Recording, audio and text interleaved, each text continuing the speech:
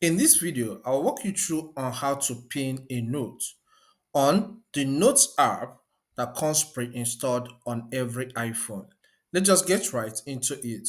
First, get to the Notes app and tap on it. Okay, let's say I want to create a new note. I will tap on the pen-like icon at the bottom right. Then I can say this is my daily task. Okay, so let's say this is what I want to pin. First is to tap on done. All right, after I have tapped on done, tap on the three dots at the top right and select pin. Okay, then you tap on the arrow that points towards the left for it to go back.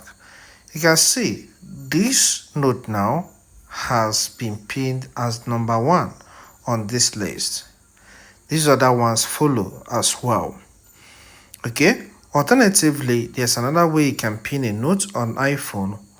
Once you get to the note, just as you can see this one named YouTube videos, you can long press on it. Okay, on long pressing on it, you will see some options. Select pin note, and you can see that YouTube videos have been pinned here immediately. I believe this content helps. Please, if it does help, consider subscribing to this channel.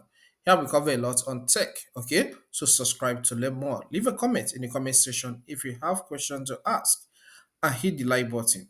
Thank you. I'll see you some other time.